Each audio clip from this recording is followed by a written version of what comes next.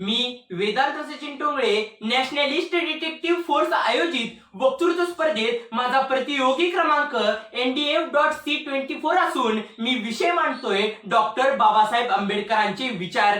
मौत का डर उनको लगता है कर्मों में जिनके दाग है, मौत का डर उनको लगता है कर्मों में जिनके दाग है, बाबा साहब के विचार पढ़ते हैं हमारे तो खून में ही आग है, बाबा साहब के विचार पढ़ते हैं हमारे तो खून में ही आग है।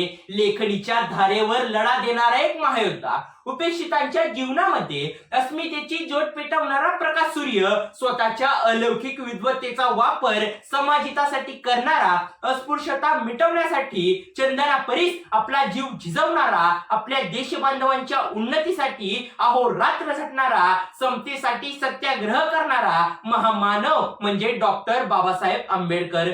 माणसाला माणूस म्हणून जगण्याचा हक्क मिळवून देणाऱ्या या ज्ञानसूर्यास माझे कोटी कोटी प्रणाम। दिनदुबळ्यांचे कैवारी तुम्ही, गोरगरिबांचे उद्धारक तुम्ही, दिनदुबळ्यांचे कैवारी तुम्ही, गोरगरिबांचे उद्धारक तुम्ही। बाबासाहेब तुमच्यामुळेच सर्वांना जगण्याची मिळाली हमी, बाबासाहेब तुमच्यामुळेच सर्वांना जगण्याची मिळाली हमी।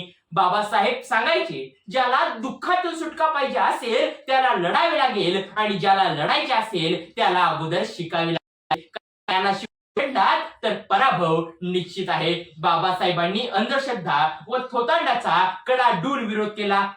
ते नेहमी म्हणत, आकाशातील ग्रह तारे माझे भविष्य ठरवत असतील तर माझ्या मनगटाचा व माझ्या मेंदूचा काय उपयोग। चटके देणाऱ्या वास्तवाला न जुमानता कष्टाचे घाव घालून बोथट झालेल्या जगण्याला नवी उभारी द्यायची असते, हे बाबासाहेबांनी शिकवलं। बाबासाहेब म्हणायचे, पुस्तक वाचल्याने माणसाचे मस्तक सुधारते, आणि हे सुधारलेलं मस्तक कधी कोणापुढे नतमस्तक होत नाही। सर्व घटकांचा विचार करून बाबासाहेबांनी आदर्श संविधान लिहिले, आणि म्हणूनच म्हणावंसं वाटतं की रुतबा मेरे सिर को तेरे संविधान से मिला है, ये सन्मान भी मुझे तेरे संविधान से मिला है। रुतबा मेरे सर को तेरे संविधान से मिला है, ये सन्मान भी मुझे तेरे संविधान से मिला है। औरों को जो मिला है वो मुकद्दर से मिला होगा, हमें तो मुकद्दर भी तेरे संविधान से मिला है, हमें तो मुकद्दर भी तेरे संविधान से मिला है। बाबासाहेबांनी लेखणीच्या धारेवर आणि विद्वत्तेच्या जोरावर सर्वांना न्याय मिळवून दिला। चुकीच्या निर्णयाविरुद्ध जाहीर बंड करण्याची धमक ज्यांच्यात असते त्यांच्यात स्वतःचं अस्तित्व निर्माण करण्याची देखील धमक असते। एकटं पडण्याची भीती त्यांनाच असते ज्यांना गुलाम म्हणून जगण्याची सवय असते।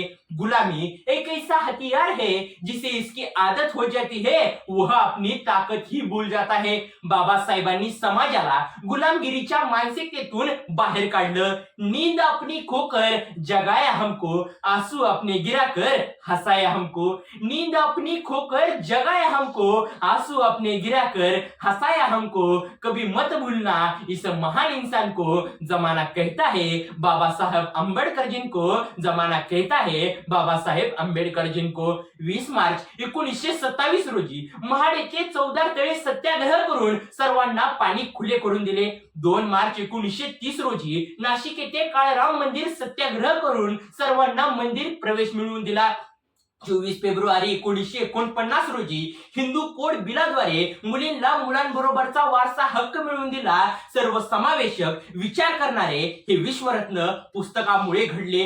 विषयाची सांगता करत असताना एवढंच म्हणेन, अवघे आयुष्य सारे घडविले पुस्तकाने, अर्पून ज्ञान मोती मडविले पुस्तकाने। अनिष्ट चाली रूढींच्या जखडात देश होता, इतिहास वाचताना रडविले पुस्तकाने।